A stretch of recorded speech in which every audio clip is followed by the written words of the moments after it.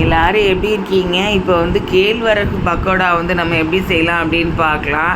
அதுக்கு வந்து மெஷரிங் கப்பில் வந்து ஒரு கப் வந்து கேழ்வரகு மாவு எடுத்துக்கோங்க. அப்புறம் வந்து 3ல் ஒரு பங்கு வந்து பச்சரிசி மாவு எடுத்துக்கோங்க.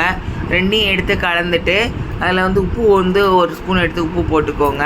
அதுக்கப்புறம் வந்து பச்சை மிளகாய் வந்து ஒரு 3 பச்சை மிளகாய் நான் வெட்டி போட்டிருக்கேன். உங்களுக்கு வேணுன்னா உங்கள் காரத்துக்கு ஏற்ப போட்டுக்கோங்க. உப்பு ஒரு ஸ்பூன் போட்டுட்டு, அப்புறம் வெங்காயம் வந்து நிறையா போட்டால் நல்லா டேஸ்ட்டாக இருக்கும். நான் வந்து ஒரு பாதி வெங்காயம் தான் போட்டிருக்கேன். அதையும் போட்டு கொஞ்சம் கொஞ்சம் தண்ணி எடுத்து கொஞ்சம் கொஞ்சமாக தொளிச்சு விட்டு அதுக்கப்புறம் அதை நல்லா பிணைஞ்சி நல்லா எடுத்துக்கோங்க.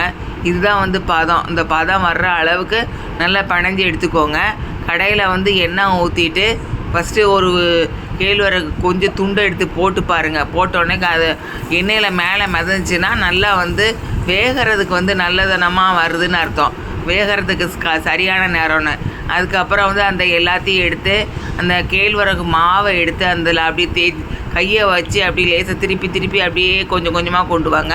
முன்னே வந்து அதில் வந்து கொஞ்சம் நேரம் நல்லா வெந்து வர்ற வரைக்கும் அது அந்த முறையாக வந்து முறையெல்லாம் நின்றும்.